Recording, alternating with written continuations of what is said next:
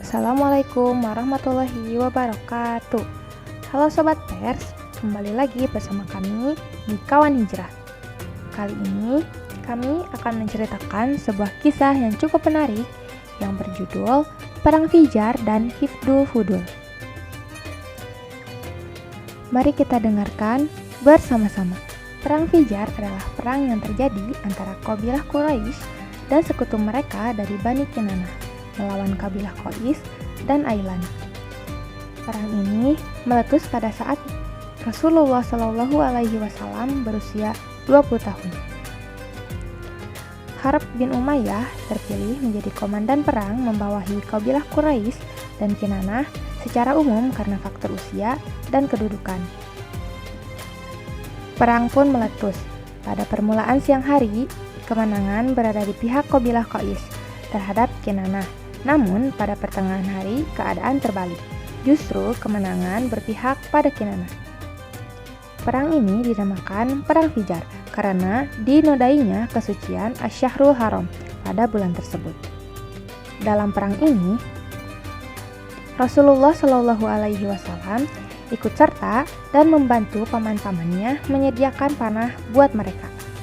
Setelah Perang Fijar usai, diadakanlah perdamaian yang dikenal dengan istilah Hifdul Fudul, disepakati pada bulan Zulqa'dah yang termasuk bulan haram, di rumah Abdullah bin Ju'dan At-Taimi.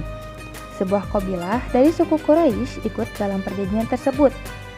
Di antara isinya adalah kesepakatan dan upaya untuk selalu membela siapa saja yang dizalimi dari penduduk Mekah, dan mereka akan menghukum orang yang berbuat zalim sampai dia kembali sampai dia mengembalikan hak-haknya. Penyebab terjadinya perjanjian Hifdul Fudul adalah karena seorang dari kabilah Zabid dari Yaman telah datang ke Mekah bersama barang dagangannya. Ia menjualnya kepada seorang bernama Al-Ash bin Wa'il Asy-Syahmi, namun Al-Ash enggan membayar.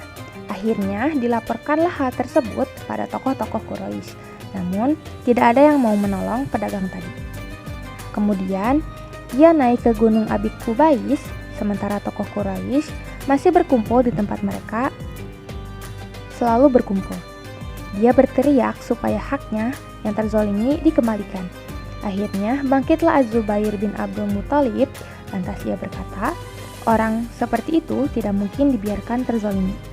Kemudian, berkumpullah Bani Hashim, Bani Al-Muthalib, Asad bin Abdul Uzza, Zuhair bin Kilab, Taim bin Murrah di rumah Abdullah bin Ju'dan yang masih memiliki hubungan kekerabatan dengan Abu Bakar Asy-Syiddiq radhiyallahu anhu.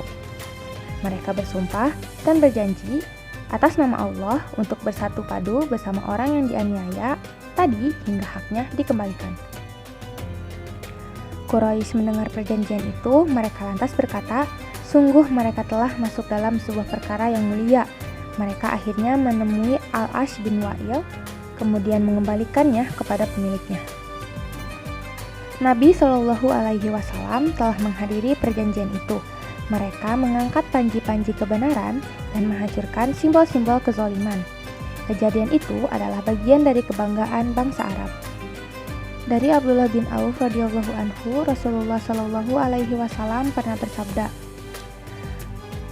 aku menghadiri sebuah perjanjian di rumah Abdullah bin Ju'dan. Tidaklah ada yang melebihi kecintaanku pada unta merah kecuali perjanjian ini. Andai aku diajak untuk menyepakati perjanjian ini di masa Islam, aku pun akan mendatanginya. Hadis riwayat Al-Baihaqi. Kisah ini mengindikasikan bahwa Islam membenarkan upaya pembelaan bagi orang yang terzalimi dan menghalangi orang berbuat zalim. Oke teman-teman, mungkin cukup sekian video dari kami. Semoga menjadi pelajaran berharga dan kita bisa mengambil teladan terbaik dari Rasulullah Shallallahu Alaihi Wasallam. Sampai jumpa di episode selanjutnya. Wassalamualaikum warahmatullahi wabarakatuh.